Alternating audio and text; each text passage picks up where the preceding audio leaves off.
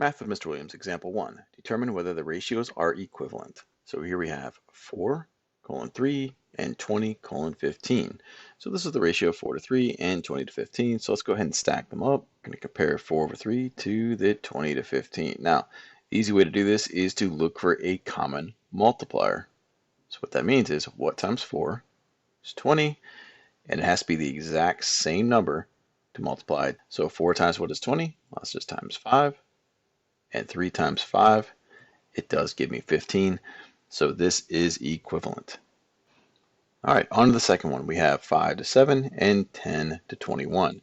Let's go ahead and stack those. All right, now we're looking for that same multiplier. All right, so what times 5 is 10? Well, it's times 2. And what times 7 is 21? Well, that's times 3. These are not the same. So therefore, they are not equivalent. Math with Mr. Williams, example 2, completing ratio tables. Find the missing values in each ratio table, then write the equivalent ratios. So in the first one, we're comparing triangles to the number of sides. All right, so one triangle, we have 3 sides, but then we have missing information throughout the rest of the table. So what I like to do is to set everything up as fractions. And being equivalent, it's basically either a simplified format or an enlarged format through multiplication. So in this case, we have what times 1 is 2? Well, that's times 2.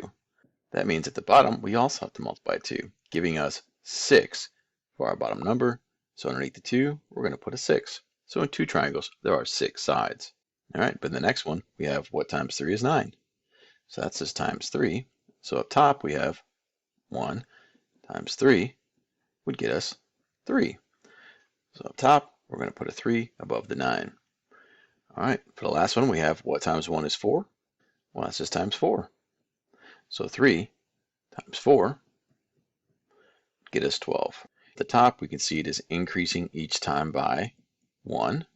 And at the bottom, you see it is increasing by 3 each time. On to B. So we have frogs to toads. So for every 4 frogs, there are 6 toads. So let's go ahead and write some fractions down. All right. So the first one is 4 to 6, and we're trying to compare that to the 20 over some numbers. So what times 4? It's going to get me 20. Well, that's times 5. So therefore, at the bottom, we need to do times 5. And that would get me 30 underneath the 20.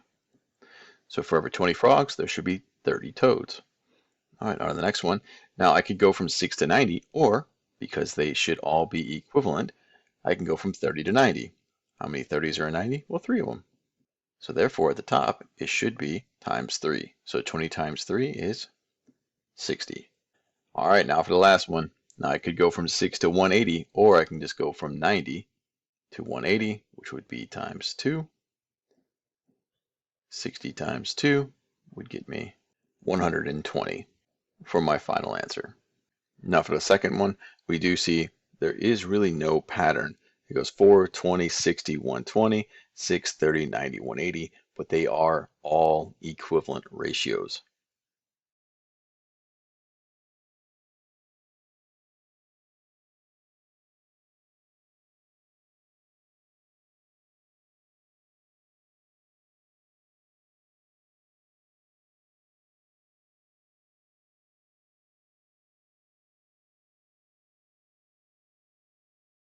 Math with Mr. Williams, example 3, completing ratio tables. Find the missing values in the ratio table, then write the equivalent ratios.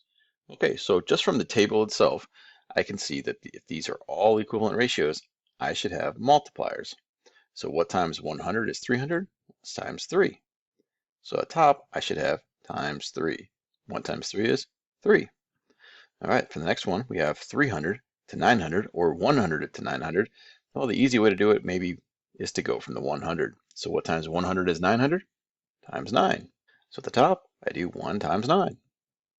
1 times 9 is 9. Now for the last one, I could go from 1, 3, or 9 to try to get to 8. Well, the easy one would be to go from 1 again. So what times 1 is 8? Well, it's just times 8. So at the bottom, we're going to do 100 times 8 and arrive at 800. Now the second part of the problem was to write them as equivalent ratios. So we're going to write 1 over 100, and that equals 3 over 300. Then 9 over 900, and then 8 over 800. those are the equivalent ratios. So what that means is in $1, there's 100 cents. So in $3, there's 300 cents. In $9, there is 900 cents. And in $8, there is 800 cents.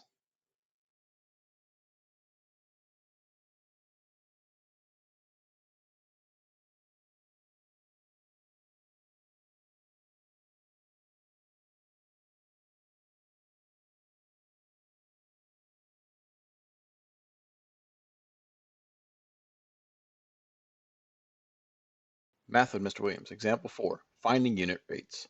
To make fruit juice by adding 4 pints of water for every 2 cups of concentrate. Okay, so they gave us our rate, 4 pints of water to every 2 cups of concentrate.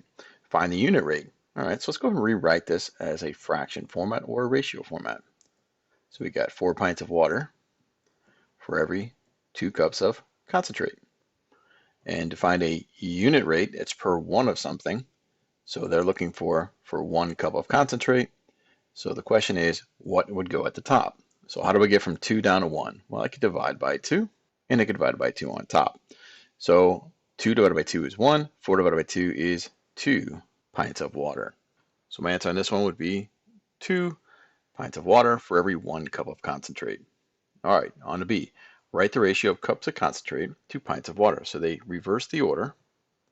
So now we want 2 cups of concentrate for every 4 pints of water, but they want to find the unit rate. So now we need to make it with 1 on the bottom. Well, how do I get from 4 down to 1? Well, I divide by 4. In the top, I would also divide by 4. 2 divided by 4 would be 0.5 or 5/10. Concentrate. Some people like to put the fraction of 1/2 concentrate for 1 pint of water. Either way works. Math with Mr. Williams. Example 5. Using a unit rate to solve a rate problem. A piece of space junk travels 5 miles every 6 seconds. How far does the space junk travel in 30 seconds? Okay, so let's go ahead and write down our original rate. I like to do it in fraction format. So we have 5 miles in 6 seconds. I need to get to 30 seconds. So this is proportional. So what times 6 is 30? Well, that's times 5. And 5 times 5 would get me 25 miles. So the question, how far does a space junk travel in 30 seconds? Well, it travels 25 miles. So on B, how many seconds does it take the space junk to travel 2 miles? So let's go ahead and start off by that ratio again. So we have 5 miles every 6 seconds. And now I need to get down to 2 miles. Okay, so there's not a real good correlation from 5 to get down to 2. So what sometimes is helpful is to make things larger to start with. All right, so what I like to do is take the two numbers, multiply them together, gives me 10, and to find a equivalent ratio, 5 times 2 is 10, so therefore 6 times 2 would give me 12 seconds to get to 10. Now I can go backwards. So how would I get from 10 down to 5? I would divide by 5, and 12 divided by 5 will get me 12/5 seconds. Now, we can simplify that a little bit more, so I'll draw the arrow over here this way. And so 12 over 5 can quickly turn into 2 2/5, or we could change that into decimal format, which would be 2.4 seconds as my final answer.